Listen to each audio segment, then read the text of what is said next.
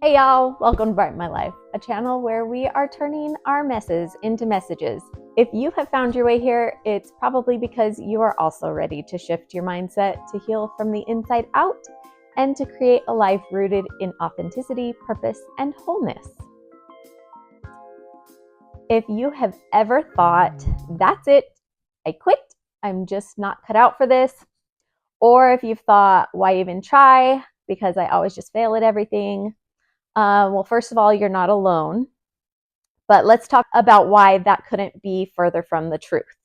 We've all likely been taught the same thing, and that's to believe that failure means that we're doing something wrong. We start to identify as a failure instead of just somebody who hasn't found the right way to succeed yet. Dr. Carol Dweck, who is a renowned psychologist and author of the book Mindset, which, by the way, is an amazing book. I'll link it below. She discovered that people can often be categorized into two categories: a fixed mindset, believing that your abilities and worth are unchangeable, or a growth mindset, believing that your abilities and worth can grow with time and with effort. And your brain is like super powerful. So what you truly believe often becomes your reality. And when you can reframe your mindset around failure, it can literally be the difference between giving up and rising up. If failure no longer means I'm not enough and now means I was brave enough to try, then it's not a sign for you to stop. It's a sign that you're finally starting. Failure no longer disqualifies you, it actually develops you. And it's all about the mindset, which one you choose.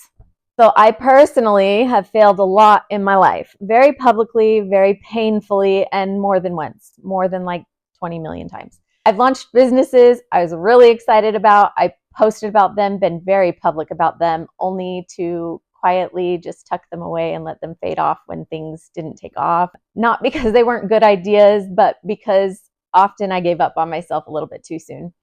Most of my failures were not about what I was doing. My failures were because I lacked belief in me and I let doubt win. I let the fear of judgment steal my power. I listened to other people's opinions more than I listened to my own voice.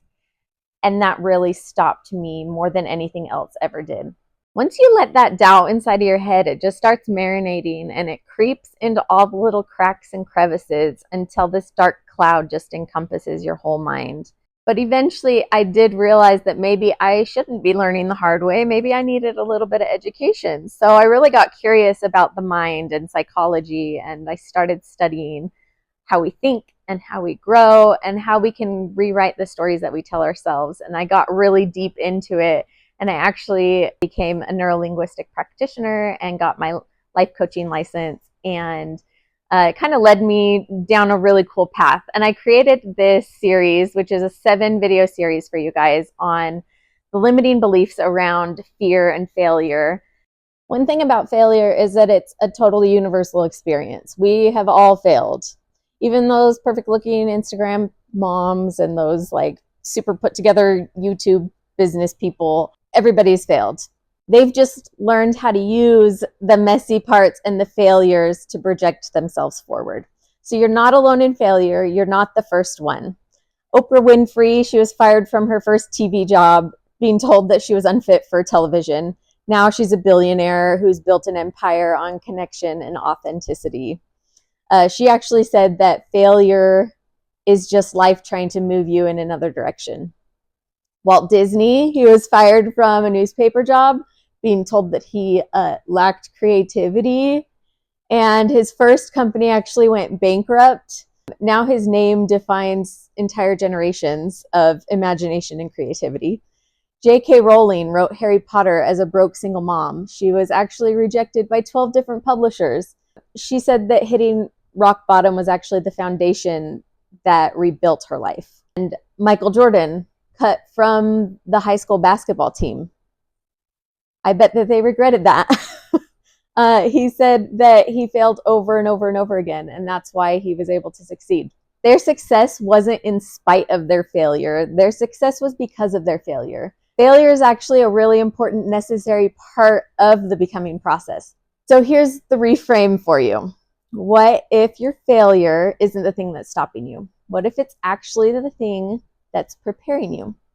This isn't the end of your story. It's just the messy, beautiful chapter that makes the rest of the book worth reading. And here's the truth. It's not over till you quit. So if you're still trying, you're actually still in the game. If you take one thing with you from this video today, I hope that it's this, that your failure is not the end, that it's actually the most inspiring part of your story. You don't need a perfect life to have a powerful message. You just need to be honest, authentic, real, relatable, and you need to let your mess be your message. And then you can just sit back and watch what happens after that. If any part of this resonated with you, I would love to hear about it in the comments. I would love to connect with you. I'd love to hear what failure has shaped you. And don't forget to come back for video number 2, because we are going to dig into what is really holding you back from chasing your next dream. And spoiler alert, it is actually not the fear of failure. It's the fear of being seen failing, having people see you fail. So we're going to talk about shame, identity, and the expectations that are keeping us stuck. So come back, okay? Bye, guys.